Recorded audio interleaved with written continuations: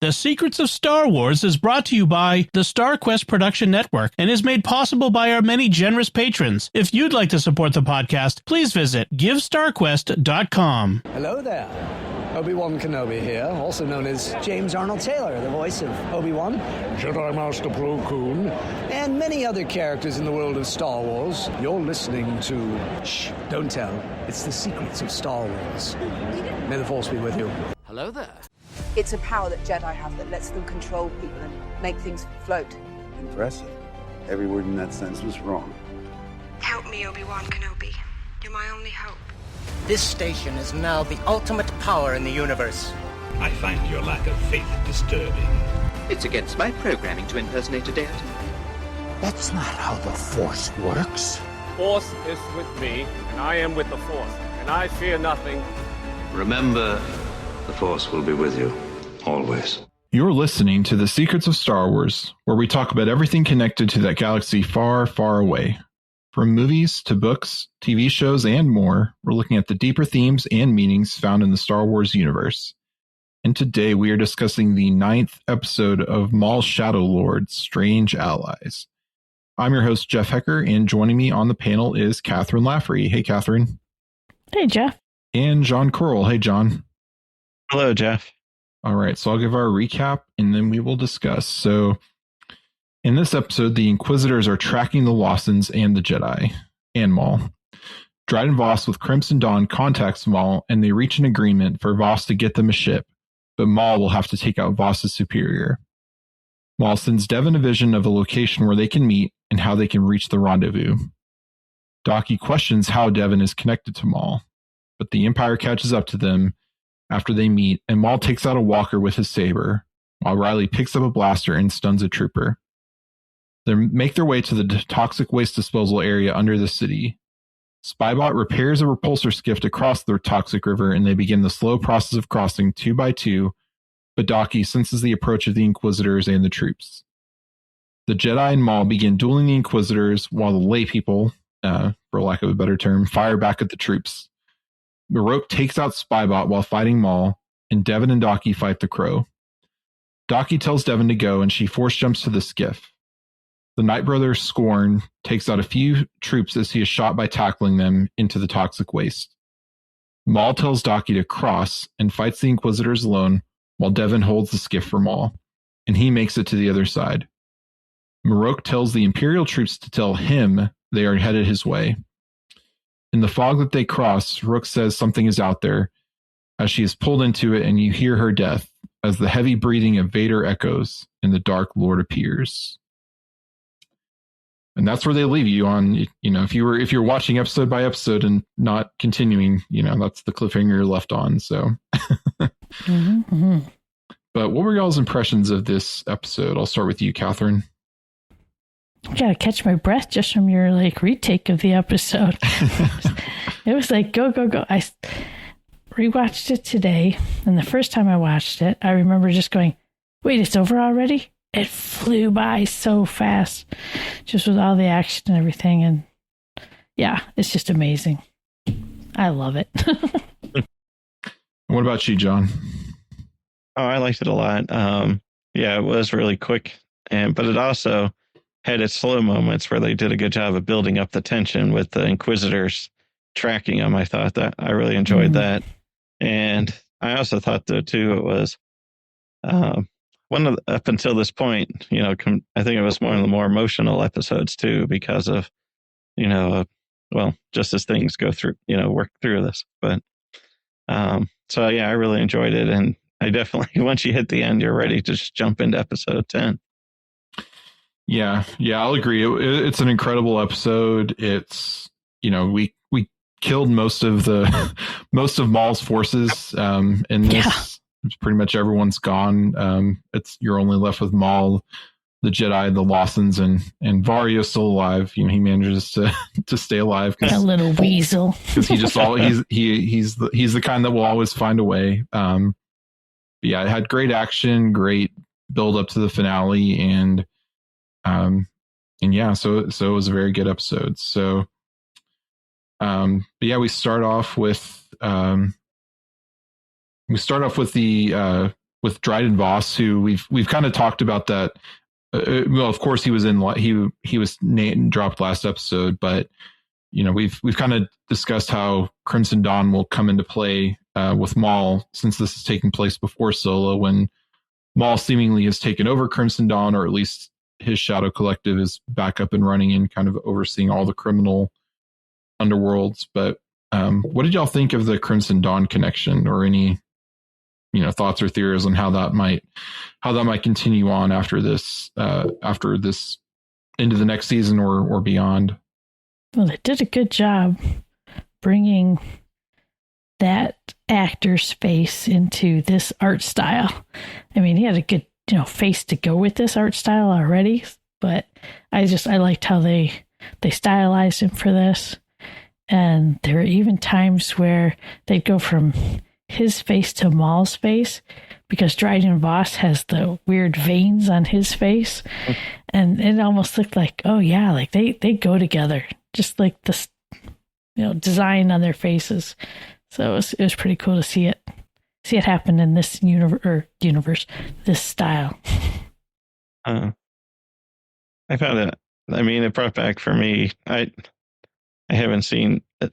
The main thing has been, I guess, the Solo movie, right, where you see that and stuff. So it, brought back thoughts about that. But it was, it surprised me just how quick and they just brought that into the story. This is what we're doing. Here's your ship.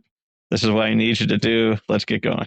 It was like, it just really helped kick off the show pretty quick and know where you're headed to, what the goal was going to be with getting onto that ship and getting there in time. Yeah. Yeah. I think it's an interesting, I like how, and Star Wars has done this very well throughout Rebels and Bad Batch and other Tales and all these other kind of things, is they kind of fill in the gaps on how things connect. So I'm glad that they're kind of finally paying off Solo connections, 8 years later. So hopefully they continue to do so. And, we might even see Kira, and other kind of Crimson Dawn characters down the road. But yeah, then we get Maul, Maul's connection to Devon again plays a part here, and she's able to send him a vision, or he sends her a vision of where to meet. And, of course, that raises Docky's red flags of that we've talked about. There's lots of red flags with Maul and Devon here, but that connection is what how they find Maul and how they are able to meet up and get a way off world. So it was interesting to see the effort Maul needed to make that connection with her, and seeing him curl his hand into a fist. So he was really bringing some anger into it, which was interesting. And then the way he, wakes her, he's showing her things like where he wants to meet. But then the way he wakes her with a real hard, like, Devon. And I was just like, whoa, I even jumped. I watched it twice. I jumped both times. Yeah, it's I think it's a thing in Star Wars canon that to be connected to somebody, to like be able to send somebody kind of force visions like that. At least in the canon continuity. Legends, I think there was, you kind of do whatever you wanted, but in the more unified canon, you really have to be connected to somebody to be able to kind of touch their dreams like that. And we see that with Maul and Ezra later. We see that with Kylo Ren and Rey in the sequels, that there really has to be a strong connection for you to be able to give those visions. So it usually requires something from both people. So we've kind of seen Devon slipping down that slope this whole season, and we're getting hints that things may not go may not go in a positive direction for her with Maul as things continue. We won't spoil what happens in the finale, of course, but yeah, it's interesting that that connection is now kind of paid off, and it's kind of your last step before she might become an apprentice to him. And the way they opened the show with everything so dark, it really kind of built up that, initial point of contact contact between Maul and Devon. You know, the opening is dark. Every conversation just feels dark. The opening music had like a hollow drum echoing to it. So, yeah, it's just kind of like sets a mood, you know, so to have her wake from a nightmare. It just, yeah, everything feels like, you know, when's the sun going to come up? And I was also wondering too, it's with, with Lawson then saying, hey, it sounds like a trap, you know, when she explains what she was going through. And I think last week you talked about how she was the one that was the first to feel it was a trap going down that elevator. And when she said it doesn't feel like one, is that because she saw there was more intention, that he was intending to get her off or everybody off the planet safely, or was she just hoping, or she has a connection with him and is just like, oh, well, you know, she has some trust with him and it didn't seem like a trap. Whereas, you know, the week before it was a definite trap. And I just didn't know if it was like her connection or if she was really, truly feeling that there was some potential positive intentions with his alliance coming that he wants to build. Yeah, and Docky, so unsettled. Yeah, it's it's kind of an unfortunate circumstance because they will need Maul like to survive and be able to, because they don't have another way off world because the Empire's locked the planet down, and you know the Rena Soul was kind of their only other option, and you know she's gone, of course. So yeah, they kind of have to trust Maul, and then Maul also, I think at this point he's of course I think looking for an angle on how he can maneuver Devon into the position he wants her, but at the same time, like they're being chased by Inquisitors and you know the Empire, and they're going to need more, you know, the Jedi to at least get to a certain point, and I think we see that we see that in the episode, like they're allies of convenience because Maul lets Docky go first when they're jumping across the river. So, because you know I think if Maul had gone first and Docky was left behind, you know, Devon wouldn't leave. She wouldn't leave Docky, I don't think. So Maul letting him go first was like, but she stayed to help Maul when they could have left him behind too. So yeah, definitely there's Maul's, you know, his words, his kind of, you know, plan to kind of draw her in has worked throughout the whole season. And, you know, it's reaching a crescendo point here. So interesting meeting point too. That statue, it reminded me of the woman in the Liberty Leading the People painting, that French Revolution painting. It kind of reminded me of that, but in a Cubist style. So it was just kind of like just a little off. Like, is this really real? Is there going to be freedom after this? You know, there wasn't always freedom after the French Revolutions either, but especially not for the clergy. So not good for the Jedi either. Yeah, but then they meet up, and but of course, you know, the Empire's not far behind we get a pretty cool action scene. This one it's a lot of action. So you get kind of the two main scenes of them fighting off the Walker and the troops, but you know, Maul's kind of back to his fighting form. He's kind of, his leg might still have some damage, but I think last episode was kind of him overcoming what he perceives as weakness and his, you know, sadness about what happened to him as a kid, what happened to his brother. And he's kind of refocused his anger into what he needs to do. And we get to see him take out a Walker by slicing its leg, which is pretty cool. But it's not the, you know, AT-AT or anything. And it's too bad Luke didn't just use his lightsaber on Hoth running around and slicing the Walkers, because it seems like that would have been a pretty good plan to stop them, because the lightsaber seems to take them out. But what did y'all think of this action scene here? Oh, I was just in as soon as Maul kicks his leg to like hitch it into place. You know, that's like, oh, it's game on. Yeah, I really liked it. It was also kind of like one of those things too, where you have those slow motion action shots, after, when something's exploding in the background and, the heroes are walking forward. That was kind of like with Maul, after he caught his lightsaber and just kept walking forward as the walker went down and stuff. But it was interesting watching Devon's face.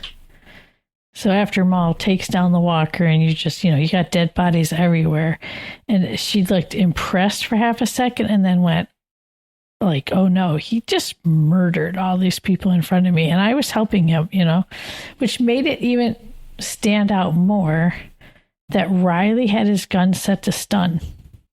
So much in the same way, too, Boots only used stun settings for when they was helping him escape.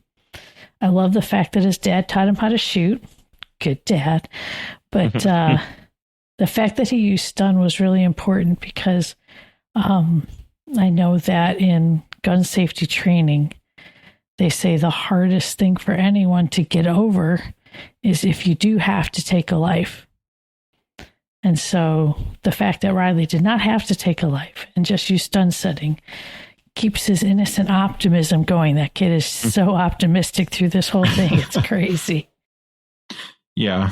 That was a nice bit that, he didn't, he kept it on stun. But he knew he still had to defend himself and defend their group. But, he didn't have to be the one to turn it on kill. But then they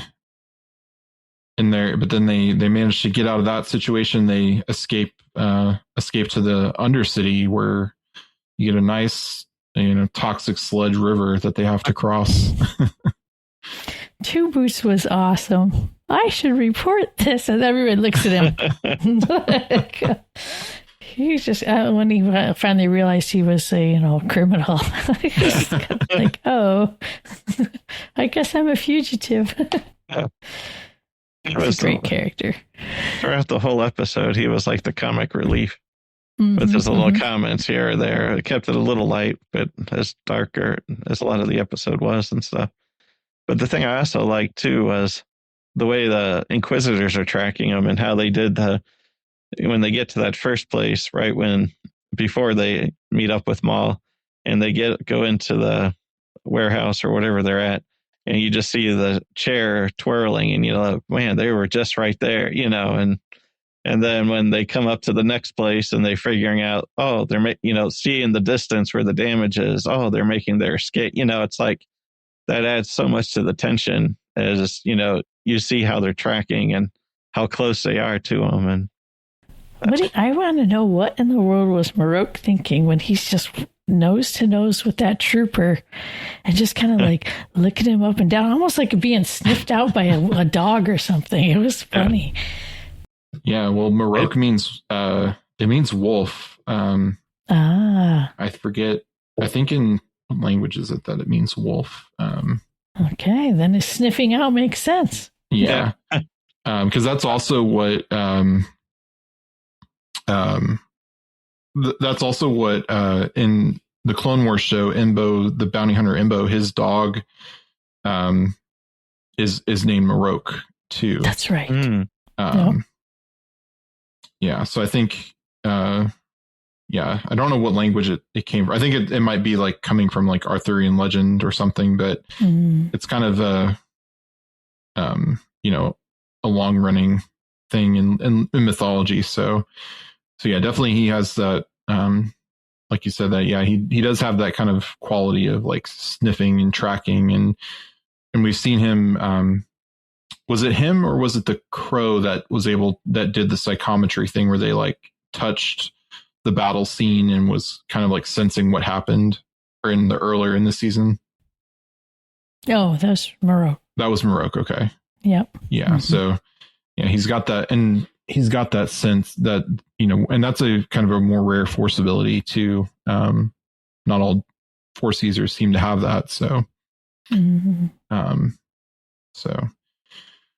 but yeah, they get into the toxic river, and good old Spybot's there happens to be a skiff they can use to cross it, but they have to go 2 by 2, and good old Spybot's able to fix it. And one of his last great deeds, because sadly he doesn't make it out of this episode, unfortunately. But so come on, how many people are trying to figure out who's the wolf, who's the goat, and who's the cabbage? Right away, I'm thinking of it. This is one of those river crossing puzzles. And I actually looked it up today and found that there's a 9th century manuscript painting of a farmer with a cabbage, a wolf, and a goat. And how do you try to figure out to get them across without them killing each other? And that's what I was just worried about the whole time. Who's going together first? It was nice that it was Lawson and his son. But then it also made me think about, I was really worried about Spybot dumping someone in the drink, because there's another version of the river crossing, and it's a Persian old fable, and it's about a scorpion and a turtle. And so turtle's helping the scorpion across the river. The scorpion stings the turtle, but he goes, well, I can't help myself. I'm a scorpion, but I knew it wouldn't hurt you because you have a shell. Well, there's 2 different endings to that. One is the turtle judges the scorpion to be as evil and just drowns him right then and there in the middle of the river. And the other one is like, well, that's just you, I guess, but gives him a little reprimand for not being, having better judgment. So I was like going, dump the guy in the river. Yeah, but we get and this is where the second big action scene comes in, is because right as they're crossing, that's when they're tracked down by the Inquisitors and the Imperial troops. So they've got to kind of fight their way, defend their, or hold their ground until everybody's been able to cross. And we get we get, of course, some, quips between Maul and the Inquisitors, but Maul tells Marok that he dispatched you to die just as he did me, because Maul at this point is still thinking it's the Emperor. That's really, the Emperor is ultimately in charge, but we learn in this that it's really Vader who's kind of running the Inquisitors on behalf of the Emperor. So, because there was a scene a couple episodes ago where we see someone in a cape or in a cloak, and we, if you hadn't watched ahead, you didn't know it was Vader, but because it was kind of shot in a way that it could be, you only see kind of the black cloth and you don't know who it is, but I think it's clear that it's Vader because, but yeah, I thought that was interesting that, Maul is trying to, he's giving Marok a friendly warning that, you're going to die and it's his fault. Because the Maul could, if he could have tried to recruit these Inquisitors, but of course, they wouldn't follow him, and he's got his sights set on Devin, I think, because he's still in that Sith mindset of, there can only be 2. So yeah, it made those great quotes. First Daki to Devin, did he help you for your sake or for his own? And he was like, going, do we really go with this guy? And then when they're all walking in the lower tunnels, and Rook asks Maul, what about the old man? And he sarcastically is like, give him some respect. He's a Jedi master, and, we'll keep him as long as we need him, kind of thing. We need him alive for now. For now, yes. Oh gosh, that was that was how he. Yeah, so it's just kind of like, okay, this is really building up to when's the separation going to happen of apprentice and master. And then too, Lawson's talking to Two Boots saying, "Hey, once we're out of this, tunnel and stuff, and we're in the forest, they're, he expects them to turn on him because, well, they did their part, and so everybody is tense with the idea of, okay, who's going to cross who and when and stuff. And I found it interesting when the Inquisitors came, it was Daki who first noticed them, because the other characters are kind of like, what, do you notice something? And he was quiet, had his hood off and had the lightsaber already ready. It's like he really knew something was coming. And the other, Maul and Devin seemed a little surprised by. Mm-hmm. Yeah, But I think it was a pretty cool scene because I don't think we gotten a scene of like Maul and Devin and Docky teaming up all together fighting the Inquisitors. We've had them in groupings fighting the Inquisitors, but I don't think we've had them all together in kind of a big kind of duel scene. So which I thought was pretty cool to see it all. I mean, I love lightsaber duels, and seeing them fight was really cool. And Maul even takes his blade apart to make two separate and dual wield instead of wielding it like a staff.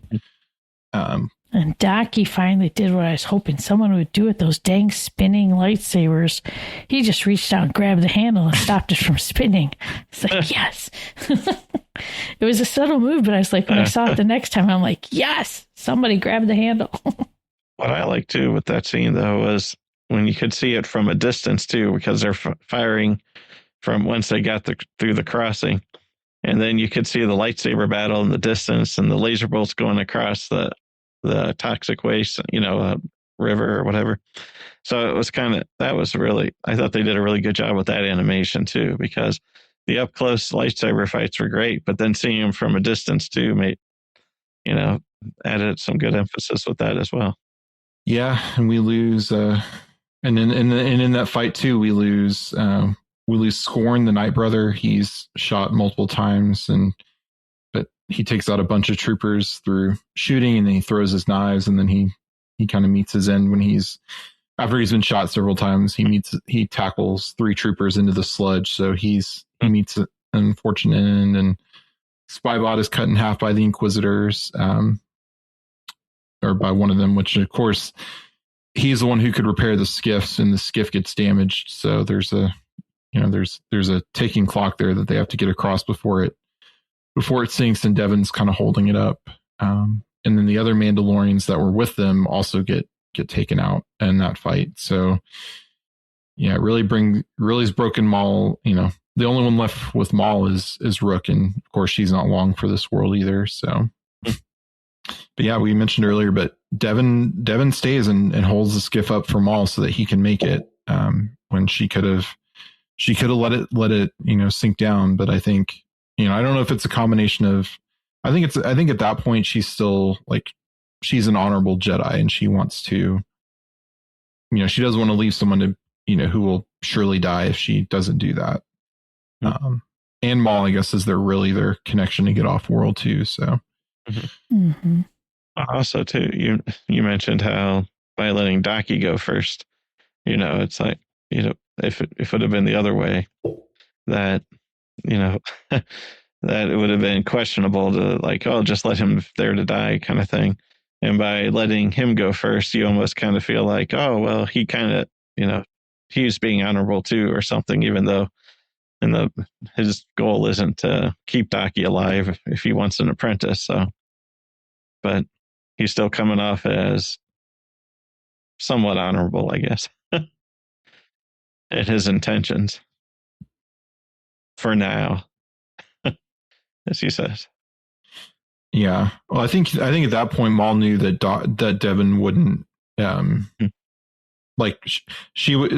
knew that Devin wouldn't leave Docky behind. So he's, he doesn't know what's on the other side of the river and what's going to happen there, but he thinks at least that, he's waiting for his moment to take Docky out when Devin, he's probably waiting until he can stab him when Devin won't see it. Or, another opportunity like that. But this was, she's holding it for him.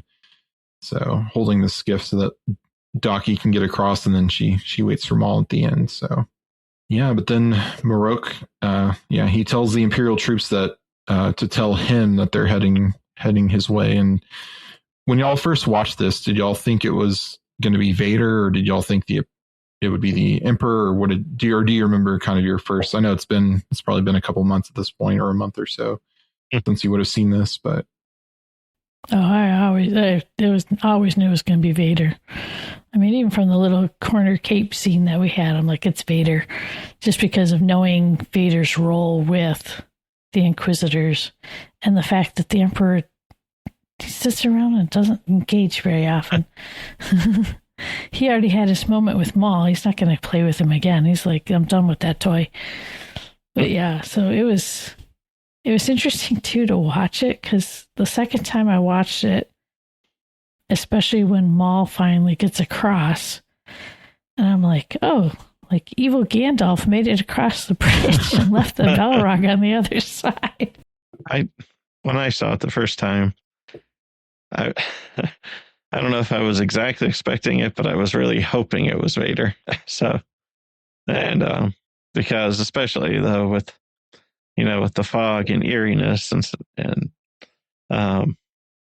then the touch. I mean, so when they go in there the first time, you don't hear anything other than the screams or yells or whatever, and then it's just an eerie scene like a horror movie of a typical horror movie.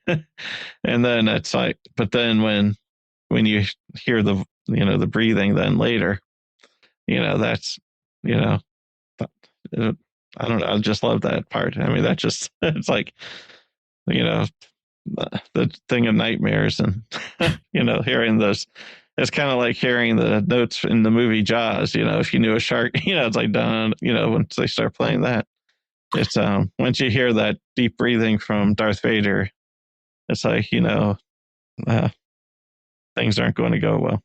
Yeah, and because Maul sends Rook ahead or Rook decides she's going to go ahead and scout it out, and then you just hear the sounds in the jungle of her screaming. And I don't know if y'all have seen this, but when Vanessa Marshall, who's the voice actress who played Rook Cast, she was of course Hera Syndulla in Rebels, and she had other Clone Wars roles too, I think. But when she recorded the scream for Rook Cast, and she told the assembled crew she was aiming for, "He pulled my lungs out of my throat." So she hit it. It was a horrible scream. Yeah. And then that whole thing with Vader showing up in the mist. There's a cover of a book that was written in case Star Wars A New Hope had failed. Yeah, Splinter of the Mind's Eye. And it's like the cover, I think, looks like that image. Where with Vader coming out of the mist, except it has like a young Luke and Leia in the foreground. Yeah, now that you say that, yeah, that's definitely, it's very similar. Yeah, coming out of the mist, and yeah, because you just hear after Rook's scream, you hear the breathing, and like you said, John, that's the sound that everyone knows. Like, even if somebody who's maybe has only seen the first Star Wars movie, or maybe not even has seen the movies, like if you hear that kind of breathing, like you probably know it's Vader. So yeah, and that's where we leave off in this episode before the finale. So any final thoughts on this one? I mean, I know we've all seen the finale, I think, so I don't, not really any room to speculate on yet, but yeah. It was impossible to stop. Yeah, I definitely watched them both back. Yeah. I watched every week back to back as soon as they were out. So, the one thing I liked was there wasn't a whole lot, but you did finally get to see a little bit more of Riley and Lawson's relationship. Because he's talking, and then the few moments that they've had, a few moments when there's not a whole lot of action going on, and they're just talking. There's some dialogue with that, and it was neat to see, because it's like, well, obviously, Lawson did spend time with his son to teach him to shoot the gun and everything like that, and they did have a nice, and then crossing the skiff, they had their nice conversation where he's like, it's my fault, and then Riley's like, no, it isn't, and we're actually getting to spend time together, and he probably does enjoy a little time, it's an adventure too, I guess, for him. But it was nice to see that side of it, because, early on in the series, especially, it's just Lawson's all business. You see him leave his son's, space lacrosse, whatever the lacrosse game, whatever what it's called, space lacrosse. Yeah. So now that now that they were fugitives, you could see him taking more, spending or showing more interest and time with his son, which was nice, and his son enjoying that time with his father that he probably was craving a lot. But so that was kind of a nice. That was one of the happier things in this episode, because I even felt sad when poor Spy got back. Yeah, that's unfortunate, because like I would have liked to see Spybot hang around and come back in the next season, because I think he was a fun character, and there's maybe he's fine Spybot 2.0 in the second season. So, all right. Any other final thoughts on this episode? All right. Well, if not, then we will wrap it up there. And but not before we would like to take a moment to thank all of our patrons who make The Secret of Star Wars possible, including Steve C., Giles C., Peter V., Ambrose B., and Levi P. Their generous donations help us to create The Secrets of Star Wars and all the shows here at StarQuest. And you can join them at givestarquest.com. And be sure to follow The Secrets of Star Wars on Apple Podcasts, Spotify, your favorite podcast app, or on the StarQuest YouTube channel. You can find us on Facebook at facebook.com/StarQuestMedia, on X where we are at SQPN, or on Instagram where we are at StarQuest Network. And be sure to get your official Secrets of Star Wars gear at sqpn.com/merch. And now we'd love to hear from you, our listeners. What did you think of this episode of Maul Shadow Lord?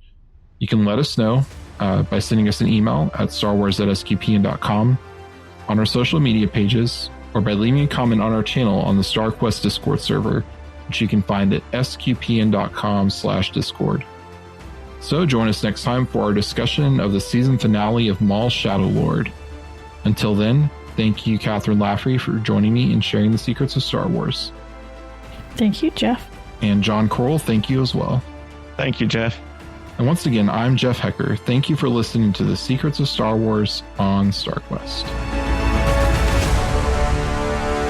Here's another show on the StarQuest Network you're sure to enjoy, The Secrets of Star Trek. Find it wherever fine podcasts are found, or at sqpn.com/StarTrek.